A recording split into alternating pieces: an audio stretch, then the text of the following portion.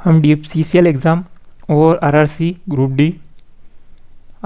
D और NTPC CBT 2 के लिए कुछ क्वेश्चन प्रिपेयर करेंगे। क्वेश्चन 15 है, लेकिन मैं आपको इसमें कम से कम 50 क्वेश्चन कवर करवा दूंगा। ठीक है, स्टार्ट करते हैं हम। सबसे पहले DFCCL एग्ज़ाम में जो क्वेश्चन बन सकता है वो क्वेश्चन यहाँ से बन सकता है कि जो 4 मेजर सिटी है जो क्वाड्रिलेटरल जोड़ता है वो कौन कौन से? दिल्ली, कोलकाता, चेन्नई और मुंबई। कौन कौन से? दिल्ली, कोलकाता, मुंबई और चेन्नई। ठीक है, ये आपको याद रखना है। आपसे यहाँ से एक क्वेश्चन बन सकता है कि ईस्टर्न और वेस्टर्न जो कॉरिडोर है उनकी लंबाई कितनी है? तो यहाँ पे 1499 किलोमीटर और 1839 किलोमीटर। और यहाँ पे एक क्वेश्चन भी बन सकता है, ये वाला भी, कि वेस्टर्न कॉरिडोर जो है उसमें कौन सा जो क्षेत्र है, कौन सा एरिया है जो अभी ऑपरेशनल है? तो आपको पता होना चाहिए जो यहाँ से रेवाड़ी से लेके मदार तक का जो क्षेत्र है वो ऑपरेशनल है। रेवाड़ी से लेके मदार तक का जो कंप्लीटेड है और 300 कितना किलोमीटर है? ये 305 किलोमीटर है। ठीक है, और ईस्टर्न कॉरिडोर की बात करें अपन तो ये इसमें जो है वो खुर्जा से लेके भावपुर तक का जो क्षेत्र है वो ऑपरेशनल है। ठीक है, ये इसका किलोमीटर कितना है? 351 किलोमीटर। शायद आपको दिख नहीं रहा होगा, मैं लिख देता हूँ आपको, 351 किलोमीटर। ठीक है, ये आपको थोड़ा बड़े मैप में भी देख सकते हैं, जैसे कि ये है भावपुर और ये है खुर्जा।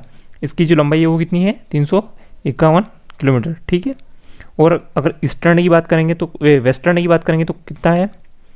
305 किलोमीटर। कहाँ से कहाँ तक? रेवाड़ी से लेके मदार तक का। कहाँ तक? रेवाड़ी से लेके मदार तक का। मदार कहाँ पे है आपको बताना है। ये मदार जो है ये राजस्थान में है, अजमेर के पास में। और रेवाड़ी आपको बताना है ये कहाँ पे। ठीक है, कमेंट करके। अब हम सीधा क्वेश्चन की तरफ चलते हैं। पहला क्वेश्चन है, इसमें हमने करंट अफेयर्स, जीके, जीएस और इकोनॉमिक्स और मार्केटिंग सारे क्वेश्चन उठाए। एक एक दो क्वेश्चन सब तरफ से लिए। अगर अच्छा रिस्पॉन्स रहा तो हम ऐसे आगे कंटिन्यू करेंगे, नहीं तो हम इसे ड्रॉप कर देंगे। फिर से हम DFCCL और इंडियन रेलवे की हिस्ट्री ही करेंगे। ठीक है, क्वेश्चन नंबर फर्स्ट पढ़ते हैं। परमाणु ऊर्जा आयोग के पूर्व अध्यक्ष शिव कुमार का निधन हो गया है। ठीक है, वर्तमान में परमाणु ऊर्जा आयोग के अध्यक्ष कौन है ये बताना है आपको। के वेणुगोपाल, KN व्यास, संजय कोठारी, के विजयराघवन। आंसर बताएं आप। इसके जो अध्यक्ष वो है KN व्यास। परमाणु ऊर्जा आयोग जो सीधे किसके अंडर आता है? PM के अंदर आता है। ठीक है, इसकी स्थापना कब हुई थी? 1948 में स्थापना हुई थी। ठीक है, और ठीक है इतना। और आपको ये बताना होना चाहिए परमाणु ऊर्जा आयोग के जो पहले अध्यक्ष थे वो कौन थे ये बताना है आपको। और के वेणुगोपाल, इसके बारे में पता होना चाहिए, ये कौन है? हमारे अटॉर्नी जनरल। कौन है? Attorney general. संजय कोठारी सतर्कता आयुक्त। कौन है? सतर्कता आयुक्त। ठीक है, और के विजयराघवन के बारे में भी आपको पता होना चाहिए। के विजयराघवन जो है वो वैज्ञानिक सलाहकार है, मुख्य वैज्ञानिक सलाहकार है। ठीक है, भारतीय गवर्नमेंट के मुख्य वैज्ञानिक सलाहकार। ठीक है, क्वेश्चन नंबर 2 की तरफ चलते हैं। आपको एक बात और बताना चाहिए, परमाणु ऊर्जा के जनक किसे कहा जाता है? इससे आपको यहाँ पे एक क्वेश्चन और बनता है, परमाणु ऊर्जा के जनक। परमाणु ऊर्जा के जनक किसे कहा जाता है? होमी जहांगीर भाभा को। ठीक है, क्वेश्चन नंबर 2 की तरफ चलते हैं। क्वेश्चन नंबर 2 है, एक बंद अर्थव्यवस्था वह अर्थव्यवस्था है जिसमें क्या होता है? ऑप्शन है, पैसे की आपूर्ति पूरी तरह से नियंत्रित है, घाटे का वित्त पोषण होता है, केवल निर्यात होता है, ना निर्यात और ना आयात होता है। देखिए, एक बंद अर्थव्यवस्था, बंद का मतलब यही होता है कि ना तो इसमें निर्यात होगा ना ही आयात होगा। मतलब अगर कोई देश है, जैसे कि इसमें सबसे ज़्यादा जो एग्जांपल लिया जाता है वो ब्राज़ील का लिया जाता है। ब्राज़ील ये कोशिश करता है कि ना तो उसे कुछ ज़्यादा आयात करना पड़े ना ही कुछ ज़्यादा निर्यात करना पड़े, वो सारा प्रोडक्शन अपने यहाँ करने की कोशिश करता है। ठीक है, बंद अर्थव्यवस्था का मतलब यही होता है कि मतलब ना तो आपको प्रोडक्शन करना है ना ही आयात करना, ना ही निर्यात करना, ना इतना प्रोडक्शन करना है कि हमें निर्यात करना पड़े और ना ही इतनी कमी होना चाहिए हमारे यहाँ किसी प्रोडक्ट की कि उसमें आयात करना पड़े। ठीक है, क्वेश्चन नंबर 3 की तरफ चलते हैं। क्वेश्चन नंबर 3 है, ग्रोथ इज लाइफ किस कंपनी की टैगलाइन है? आपको ये बताना है। Reliance industries, Volkswagen, Maruti Suzuki या IRCTC। इसका जो आंसर है वो आपको बताना है। इसका जो आंसर है वो है रिलायंस इंडस्ट्रीज। रिलायंस की ये टैगलाइन है। रिलायंस के CEO कौन है? मुकेश अंबानी, सभी को पता होगा, मुकेश अंबानी। वॉक्सवैगन कहाँ की कंपनी है आपको बताना है। पहले तो वॉक्सवैगन जो है वो जर्मन कंपनी। कौन सी? जर्मन कंपनी है। सन 1937 में इसकी स्थापना हुई थी। ठीक है, इसकी टैगलाइन क्या है? इसका टैगलाइन जो है वो है दास आटो, दास आटो, जिसका मतलब भी होता है द कार, द कार इसका मतलब होता है, ठीक है। और मारुति सुजुकी की टैगलाइन भी आपसे पूछी गई है पिछली बार एग्जाम में, तो आपको पता होना चाहिए वे ऑफ लाइफ। क्या है? वे ऑफ लाइफ, ये मारुति सुजुकी की टैगलाइन है, ठीक है। और आपको पता होना चाहिए कि इसके सीईओ कौन है, इसके मारुति सुजुकी के सीईओ कौन है, सीईओ कौन है? केनिची आसुकावा, केनिची आसुकावा, ठीक है। कौन है? केनिची आसुकावा। आपको ये भी पता होना चाहिए। अब बात करते हैं हम IRCTC, जो चौथा ऑप्शन है, इसके बारे में मैंने आपको कल सब कुछ बताया था, ठीक है। तो आप बताएं IRCTC की स्थापना कब हुई थी? 1999 में। 2008 में ये मिनी रत्न कंपनी बनती है, मिनी रत्न कंपनी बनती है, ठीक है। और इसके जो अध्यक्ष है वो कौन है? महेंद्र प्रताप, महेंद्र प्रताप। और क्या बताना चाहिए? IRCTC की टैगलाइन बताइए आप, मैंने आपको कल बताया था। इसकी टैगलाइन है lifeline of nation, lifeline of nation, ठीक है। क्वेश्चन नंबर 4 की तरफ चलते हैं। इतना आपको पता होना चाहिए IRCTC के बारे में। वैसे IRCTC का फुल फॉर्म आप कमेंट कर सकते हैं। क्वेश्चन नंबर 4 है, खट्टे दूध के उत्पाद में कौन सा अम्ल होता है? ब्यूटेरिक अम्ल, एसिटिक अम्ल, टॉटरिक अम्ल या लैक्टिक अम्ल? दूध और दही दोनों में ही, दूध और दही दोनों में ही लैक्टिक एसिड पाया जाता है। क्या पाया जाता है? Lactic acid. ब्यूटेरिक एसिड क्या में पाया जाता है? जो बासी मक्खन होता है उसमें ब्यूटेरिक एसिड पाया जाता है। बासी मक्खन लिख सकते हैं आप, बासी मक्खन में, बासी मक्खन में ब्यूटेरिक एसिड पाया जाता है। एसिटिक अम्ल का सूत्र पता होना चाहिए आपको। इसका सूत्र होता है CH3COOH, ये इसका सूत्र होता है। टार्टरिक अम्ल काय में पाया जाता है ये बताना है आपको। टार्टरिक अम्ल काय में पाया जाता है ये बताना है। टार्टरिक अम्ल जो पाया जाता है वो हमारा काय में? अंगूर, टार्टरिक अम्ल अंगूर और इमली में पाया जाता है। सेब में बता दीजिए, सेब में हमारा पाया जाता है कौन सा? Malic acid. कौन सा? Malic acid. चींटी में, चींटी में पाया जाता है कौन सा? फार्मिक अम्ल। चींटी और बिच्छू दोनों में फार्मिक अम्ल पाया जाता है। ये सारे आप नोट कर सकते हैं। अब क्वेश्चन नंबर 5 की तरफ चलते हैं हम। निम्नलिखित में से गैसों में कौन सा एक दहन पोषक है? मतलब ये है कि जो जैसे कि हम कौन सी क्लास 7, 6, 8 में पढ़ते हैं, 6, 7, 8 में, कि जो जलती नहीं है लेकिन जलाने में सहायक होती है, वो कौन सी गैस है? वो है ऑक्सीजन, O2, ठीक है। और नाइट्रोजन, नाइट्रोजन के बारे में पता होना चाहिए आपको। 78% नाइट्रोजन हमारे वायुमंडल में पाई जाती है। हाइड्रोजन, हाइड्रोजन की खोज किसने की थी? Henry Cavendish. किसने? Henry Cavendish. और ये हमारा पहला तत्व है, इसको आवारा तत्व भी कहा जाता है, आवारा तत्व। सूर्य में सबसे ज़्यादा पाया जाने वाला तत्व कौन सा? वो है हाइड्रोजन, ठीक है। हाइड्रोजन के बारे में पता होना चाहिए। हाइड्रोजन के 3 समस्थानिक कौन कौन से, ये आपको पता होना चाहिए। कौन कौन से? पहला है प्रोटियम, प्रोटियम। दूसरा है ड्यूटेरियम, ड्यूटेरियम। और तीसरा कौन सा है हमारा?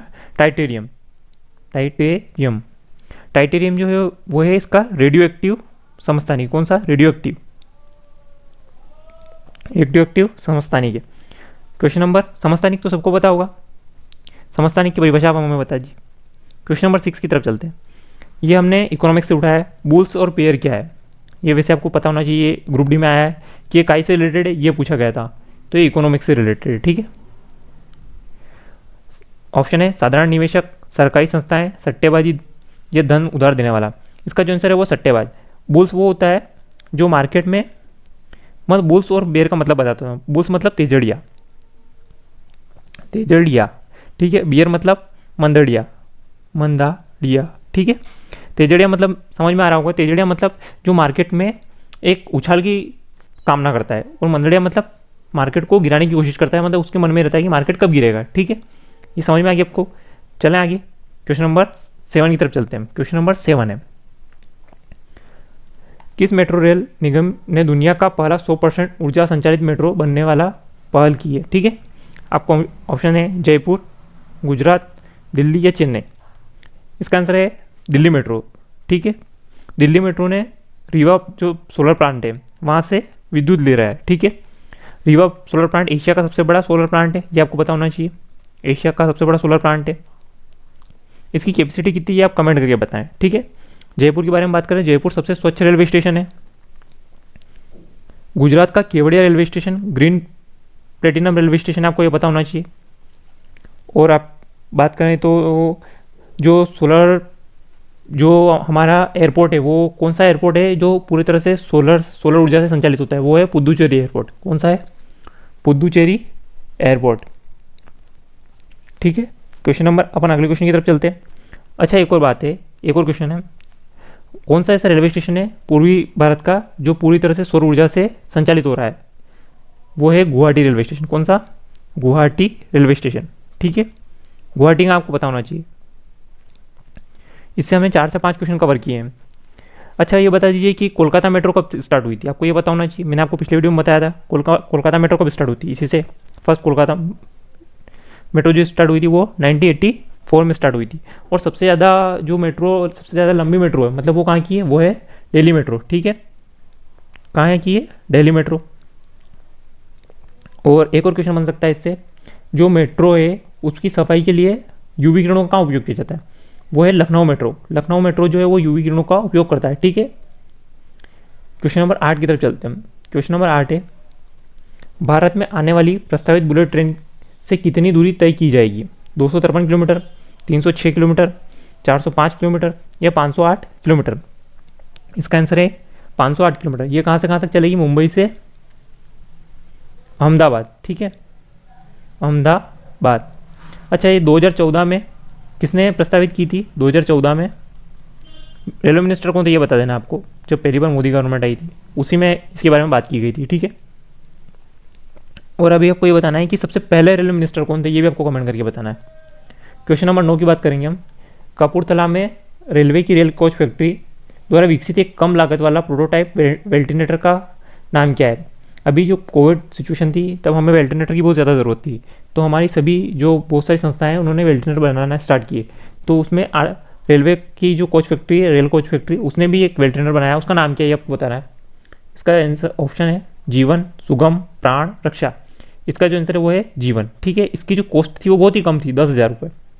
जहाँ 1 लाख से 3 लाख के बीच में वेंटिलेटर बन रहे थे, कितने? 1 लाख से 3 लाख के बीच में वेंटिलेटर बन रहे थे, उन्होंने यहीं पे 10,000 रुपये में एक वेंटिलेटर बना के बताया है। ठीक है, क्वेश्चन नंबर 10 की तरफ चलेंगे हम। क्वेश्चन नंबर 10 है, मार्च 2021 में भारतीय रेलवे ने सभी रेलवे हेल्पलाइन को निम्नलिखित में से किस नंबर में एकीकृत किया? मतलब सारे जो हेल्पलाइन नंबर थे इनके, उनको एक नंबर में मर्ज कर दिया है। तो वो कौन सा हेल्पलाइन नंबर है? 119, 129 या 182, 139? आपको सभी को पता होगा। अब एक ही हेल्पलाइन नंबर है रेलवे का, वो है 139, 139। अच्छा, आपको बताना है कि रेलवे का राष्ट्रीयकरण कब किया गया? भारतीय रेलवे का राष्ट्रीयकरण कब किया गया? ठीक है, राष्ट्रीयकरण कब किया गया? क्वेश्चन नंबर 11 की तरफ चलेंगे। क्वेश्चन नंबर 11 है, EDFC का कौन सा हिस्सा PPP मॉडल पर बनाया जा रहा है? पहले तो EDFC का फुल फॉर्म पता होना चाहिए आपको, ईस्टर्न डेडिकेटेड फ्रेट कॉरिडोर। ठीक है, PPP का मतलब होता है पब्लिक प्राइवेट पार्टनरशिप पे कौन सा हिस्सा बनाया जा रहा है ये आपको बताना है। ठीक है, लुधियाना से खुर्जा, कानपुर से मुगलसराय, सोननगर से दनकुनी और दादरी से खुर्जा। तो आपको बताना चाहिए जो ये है दादरी सोननगर से दनकुनी तक का जो हिस्सा है ये PPP मॉडल पे बनाया जा रहा है। ठीक है, कौन सा पब्लिक, इसका पूरा नाम आपको बताना चाहिए, प्राइवेट पार्टनरशिप। ठीक है, मैं आपको बता देता हूँ ये कि ये कहाँ पे, ये देखिए आप कौन से एरिया की बात की गई है उसमें, ये देखिए यहाँ पे आप सोननगर से लेके दनकुनी तक का हिस्सा ये PPP मॉडल पे बनाया जा रहा है। कौन से? PPP मॉडल पे बनाया जा रहा है। ठीक है, क्वेश्चन नंबर अपन चलते हैं सीधा जो भी अपना चल रहा था, क्वेश्चन नंबर 12। ठीक है, क्वेश्चन नंबर 12 की बात करेंगे हम। क्वेश्चन नंबर 12 है हमारा, संसद कौन सा अनुच्छेद में आती है हमारे यहाँ, ये आपको बताना है। कौन सा आर्टिकल से संसद में आती है? ठीक है, आर्टिकल 17, आर्टिकल 72, आर्टिकल 148 या आर्टिकल 79। 17 तो सभी को पता होगा, अस्पष्टता का अंत, अस्पष्टता का अंत, ठीक है। 72 राष्ट्रपति समाधान, राष्ट्रपति समाधान, समाधान की शक्ति रखता है। ये कौन से आर्टिकल 72 में लिखा गया है। आर्टिकल 148, 48 कौन सा है, सीएजी। अभी आपको बताना है कि ये कौन है हमारा। और 79, 79 में संसद आती है हमारी। संसद और राज्यसभा और लोकसभा आपको इस तरीके से याद रख सकते हैं, सरला, ठीक है। आप इस तरीके से याद रख सकते हैं, कैसे, सरला। 79 संसद, 80 राज्यसभा और 81 लोकसभा, ठीक है। आपको बताना है राज्यसभा और लोकसभा की सीटें कितनी है अभी, और सबसे ज़्यादा राज्यसभा की सीटें कहाँ हैं और सबसे ज़्यादा लोकसभा की सीटें कहाँ हैं, ठीक है। कमेंट करके बताएं। क्वेश्चन नंबर 13 की तरफ चलते हैं हम। क्वेश्चन नंबर 13 है, कनाडा गौरव सम्मान किसे दिया गया। रमेश पोखरियाल निशंक, पीयूष गोयल, अमित शाह या राजनाथ सिंह, ठीक है। आपको बताना है इसका आंसर। मैं इतने पानी भी लेता हूँ। चलो स्टार्ट, आंसर बताइए आपका इसका। इसका आंसर है रमेश पोखरियाल निशंक। ये कौन है, हमारे शिक्षा मंत्री। पहले कौन से मंत्री थे, शिक्षा, भी कौन से हैं, शिक्षा मंत्री। पहले कौन से मिनिस्टर थे, ये एचआरडी मिनिस्टर। इसका नाम बदल के अब क्या कर दिया गया है, शिक्षा मंत्रालय, ठीक है। इनको एक वातायन अवार्ड भी मिला है, वातायन अवार्ड। ये कहाँ का है, वातायन अवार्ड है यूके का, यानी यूनाइटेड किंगडम का, ठीक है। और ये रमेश पोखरियाल निशंक जो है उत्तराखंड के पहले मुख्यमंत्री भी थे, ये आपको पता होना चाहिए। और वातायन अवार्ड इनको किसके लिए मिला है, जस्ट अ डिज़ायर बुक के लिए। किसके लिए, जस्ट अ डिज़ायर बुक के लिए, डिज़ायर बुक के लिए, ठीक है। पीयूष गोयल हमारे रेलवे मंत्री हैं। अमित शाह आपको बताना है कौन से मंत्री हैं। राजनाथ सिंह जो है हमारे रक्षा मंत्री हैं। और हमारे पहले रक्षा मंत्री कौन थे, वो थे बलदेव सिंह, ठीक है। क्वेश्चन नंबर 14 की तरफ चलते हैं। क्वेश्चन नंबर 14 है हमारा, आरबीआई की स्थापना कब हुई। 1935, 1949, 1969 या 1943। आरबीआई की जो स्थापना हुई थी वो 1935 में हुई थी, ठीक है। 1935, मैं आपको इसके बारे में पूरी जानकारी दे देता हूँ। 1935 में हुई थी। कौन सी जो यंग हिल्टन आयोग की सिफारिश पे इसकी स्थापना हुई थी। यंग हिल्टन आयोग की सिफारिश पे इसकी स्थापना हुई थी। कहाँ पे, कोलकाता में, कोलकाता में इसकी स्थापना हुई थी, ठीक है। 1935 में कोलकाता में यंग हिल्टन आयोग की सिफारिश पर। और आगे अपन बात करते हैं कब, 1 अप्रैल 1935, ठीक है। और इसका राष्ट्रीयकरण कब किया गया, 1 जनवरी 1949 को इसका राष्ट्रीयकरण किया गया। पहले गवर्नर की बात करें हम तो कौन थे, ऑसबॉर्न स्मिथ। और पहले भारतीय गवर्नर की बात करें तो कौन थे, ये आपको कमेंट करके बताना है, यह मैं आपको बताता हूँ। चलो अब 23वें और 24वें 25वें गवर्नर की बात कर लेते हैं अभी। 23वें, 24वें और 25वें। अब आप सोच रहे होंगे 23, 24, 25 का क्या काम, अभी तो 25वें गवर्नर है। 25वें गवर्नर जो है हमारे वो कौन है, शक्तिकांत दास। इससे पहले कौन थे, उर्जित पटेल, सभी को पता होगा। और इससे पहले 23वें कौन थे, रघुराम राजन, ठीक है। जब आरबीआई बनी थी तब इसकी स्टार्टिंग में कैपिटल कितनी थी, ये आपसे पूछा गया था पहले। इसकी जो स्टार्टिंग में कैपिटल थी वो 5 करोड़ है। अब इसका स्टार्टिंग में जो मुख्यालय था वो कोलकाता में था, लेकिन अभी इसका हेडक्वार्टर कहाँ पे है, मुंबई में, ठीक है। 1949 में इसका राष्ट्रीयकरण हो गया था। 1969 की बात करें तो इसमें 14 बैंकों का राष्ट्रीयकरण किया गया था। 14 बैंकों का राष्ट्रीयकरण किया गया था किसने, किसके कार्यकाल में, ये इंदिरा गांधी के कार्यकाल में, ठीक है।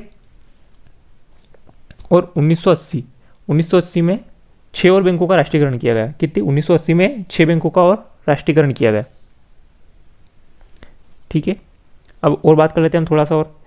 जो हमारे अभी आरबीआई में 4 डिप्टी गवर्नर होते हैं, उनके नाम आपको पता होना चाहिए। अभी एक डिप्टी गवर्नर का नाम, मतलब डिप्टी गवर्नर ने नए डिप्टी गवर्नर बने, उनका नाम आपको पता होना चाहिए और याद भी होना चाहिए कि इन्होंने किसको रिप्लेस किया है, ठीक है। पहले है टी रवि, जिन्होंने बीपी कानूनगो को रिप्लेस किया है। ये अभी नए नए डिप्टी गवर्नर बने। सेकंड की बात करें, सेकंड डिप्टी गवर्नर है हम एम राजेश्वर राव। तीसरे हैं एम के पात्रा और एक और है एम के जैन। ठीक है, चौथे हैं एम के जैन। ठीक है, क्वेश्चन नंबर 15 की तरफ चलते हैं। आरबीआई के बारे में आपको इतनी जानकारी होना जरूरी है। ठीक है, क्वेश्चन नंबर 15 की तरफ चलते हैं। क्वेश्चन नंबर 15 है, मुद्रा लोन में किस लोन की अधिकतम सीमा, मतलब शिशु लोन की अधिकतम सीमा कितनी होती है, ये आपको पता होना चाहिए। पहले तो मुद्रा का फुल फॉर्म पता होना चाहिए आपको। मुद्रा का फुल फॉर्म होता है micro unit development and refinance agency. Micro unit development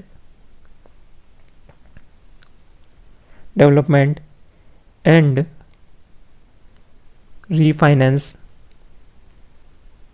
agency. ठीक है, और इसकी स्थापना कब हुई थी? इसकी स्थापना हुई थी 8 अप्रैल 2015 को। किसने की थी? पीएम नरेंद्र मोदी जी ने। ठीक है, इसमें आपको 3 तरह के लोन दिए जाते हैं। जो शिशु लोन होता है वो होता है 50,000 रुपये तक का। किशोर जो लोन होता है वो 50,000 से लेके 5 लाख तक का। और जो तरुण लोन होता है वो होता है 5 लाख से लेके 10 लाख तक का। तरुण जो लोन होता है वो 5 लाख से लेके 10 लाख तक का। ठीक है, आपको इतना पता होना चाहिए। ये क्वेश्चन पिछली बार 2-3 बार मैंने देख लिया है, पूछा गया है कि शिशु लोन की सीमा, अधिकतम सीमा कितनी तक है, तो 50,000 रुपये तक अधिकतम सीमा है। ठीक है, इसके साथ हम वीडियो को एंड करते हैं। Thank you.